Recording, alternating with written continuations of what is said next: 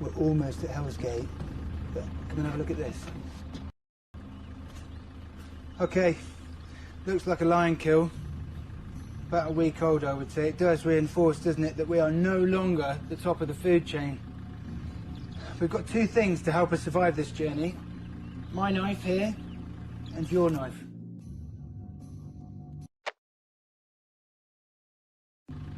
Don't worry, I will keep you alive. I'll make sure we've got water, food, fire and shelter. But your job could be deemed to be a little bit harder. You've got to film the whole thing, you've got to carry all the camera equipment, and sometimes you're going to have to go one step ahead to film me. You okay with that? Right, jump in the truck.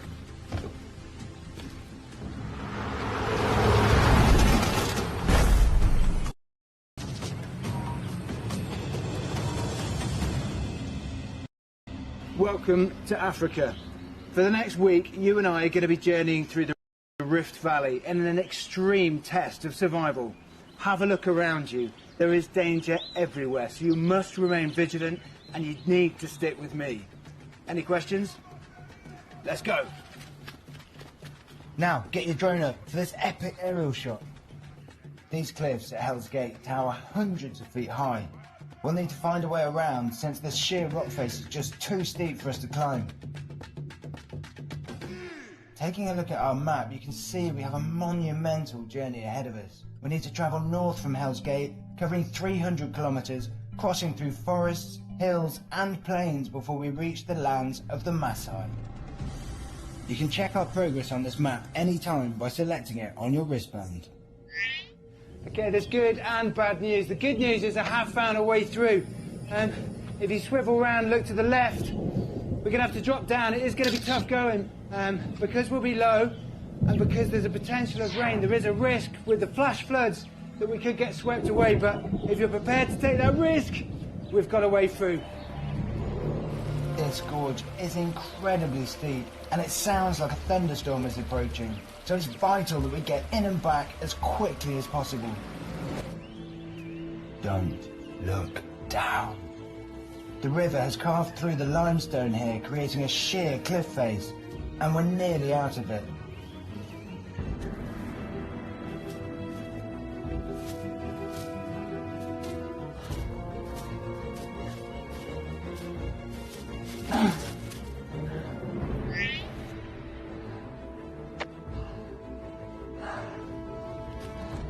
Careful, you're right on the edge there. Do not step back at all, look behind you. That's got to be 300 metres down, almost vertically. But we're almost at the top, we're almost there. Right, that was a beast.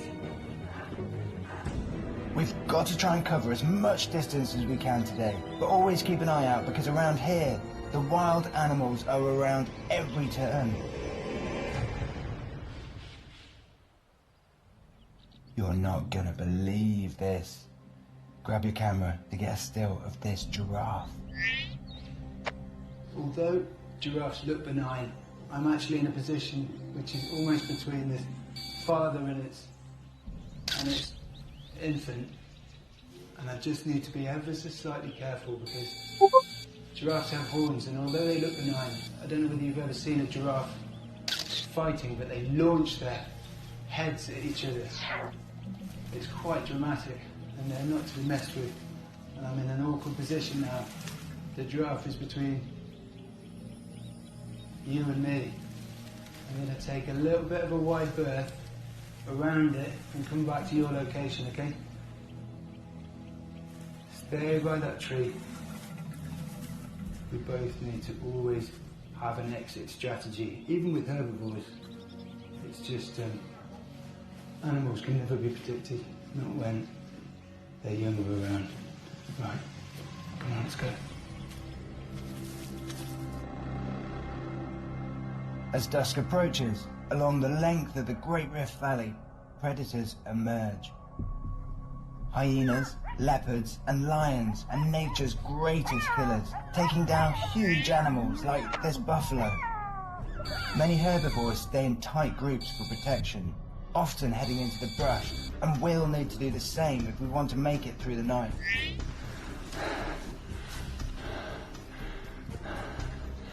Problem I've now got, it's late in the day. Neither of us have really got time to go and get the materials that we need in order to get a fire going, which is a mistake, I admit that, my fault, my bad. The minimum, I reckon, that we need to do is build ourselves a boma. By that I mean a circular construction, which is essentially a fence for predators, hyenas, big cats, anything that potentially could be dangerous out here. And it ain't gonna be nice, but we're just gonna have to hunker down in the middle of that without a fire, but at least we'll be safe, so.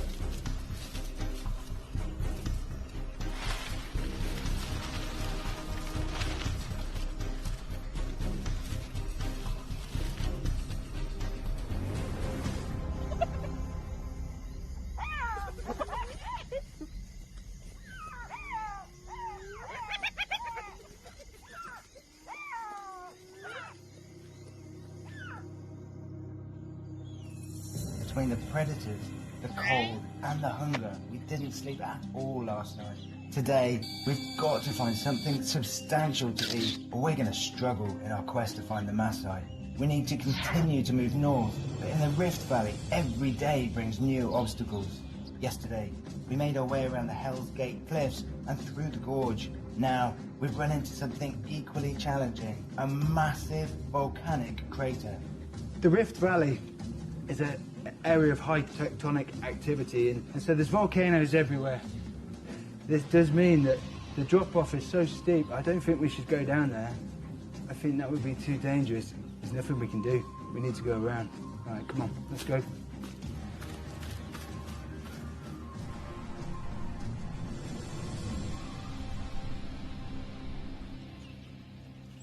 Now that we're past the crater, we're making amazing progress.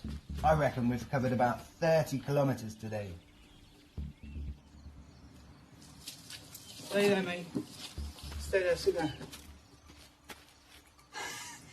Right, you are looking quite pasty. Stay where you are for the moment, okay? We're just going to have a little rest. We've not eaten now for 24 hours or so, so I'm not surprised that you're lacking in energy. Just calm down, have a rest, you'll be alright. I promise you, you'll be alright. In fact, stay exactly where you are. If you look just off to your left-hand side, there's a scorpion on the rock.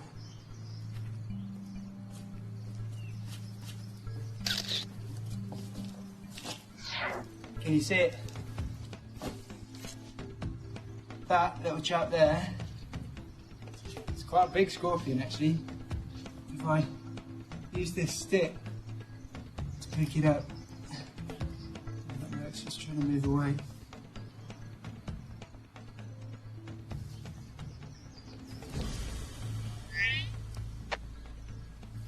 You see that? That is it. Pound for pound. Pound for pound, these have more protein than beef. Incredibly nutrient dense. Problem is, I don't really want to eat it raw. They contain quite a lot of parasites, or they're covered in parasites. So ideally, if we can get a fire going tonight, this could mean we've got some food. Let me just take the sting off. They've got a neurotoxic venom. It essentially causes heart failure. You die of a heart attack. Look at him. He's nice, isn't he? Ow. Right. Where there's one scorpion, there's often a lot more. So often you find scorpions, sometimes on the underside of leaves, sometimes under rocks. That means we've got 4, 2 each, scorpion kebabs for dinner. Look at this! Caves like these were formed by rivers of lava from nearby volcanoes. The outer layer cooled and solidified, while the centre continued to flow, leaving this huge cave system in its wake. Watch out, stay still. All right, we've got a massive obstacle right in front of us. It appears to be a sinkhole. If you look straight down, you can see how sheer it is, but be very careful. At the bottom of the sinkhole, though, there appears to be a cave system. It goes right underneath the cliffside. Same this way. If we skirt around and follow the edge, fingers crossed we'll find a way down. And gather some kindling to make a fire. It looks like we've got a route in, but we have to be careful. We must be on our lookout for baboons. They're not normally aggressive, but they can be dangerous, and there's signs of them everywhere.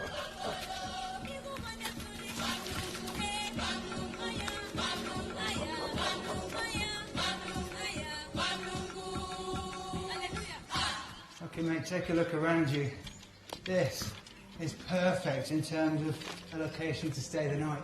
I'm just going to show you now how to use the hand drill. Hand drill is a traditional method of fire by friction.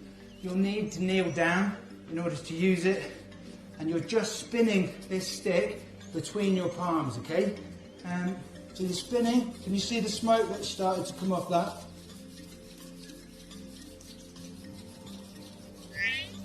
Loads of smoke. Keep going. Try and relax your shoulders if you can. Okay? And then once you've got an ember, I want you to put the ember in this tinder bundle and very gently blow on it. And the more you blow, the more it will then burst into flames. And then add the dry wood and we've got ourselves a fire. If you're okay doing that, I'm going to leave that with you now, and I'm going to collect some more firewood.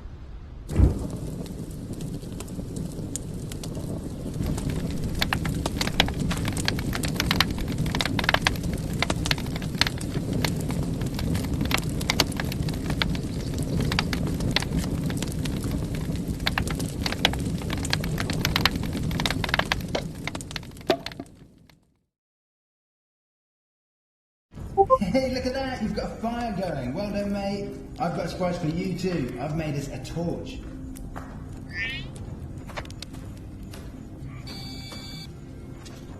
Right, I reckon that looks pretty good. That's good to go. I think it will give us about 20 minutes of light. And if you're up for it, I think we should go and explore the cave now. Let's light this. This is proper adventure because I've got no idea what is in that cave. Look at that! Right, follow me.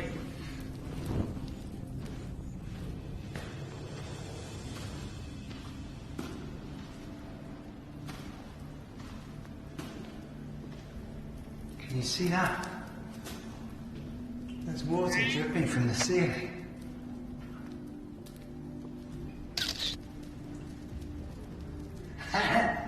It's not salty, it's fresh. That is amazing. This is the first water that we've had for, what is it, 30 hours now? We need to get as much of this down as possible. Dehydration is probably the thing that's going to kill us faster than anything else. Forget all the inherent animal dangers. Forget starvation. If we don't get enough water, that's it, game over. Okay, which ones would you like? I reckon that bad boy's the biggest. You can have that. He's the second biggest. You can get 1 and 3, and I'll get those 2 and 4. They're good.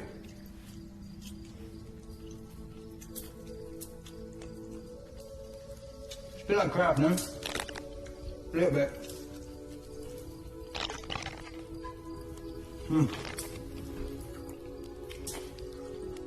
Even though we've got these now, tomorrow's going to be a big day. We have got to find proper food tomorrow. We've eaten, we've got a fire going. Now it's time to get some sleep. Tomorrow, new challenges await. We've covered solid distance over the last 2 days, but we still have another 200 kilometers to go before we have a chance of seeing the Maasai. We'll need to continue to make our way across new obstacles in the Great Rift Valley, finding new resources and using the terrain here to protect ourselves from the predators all around us.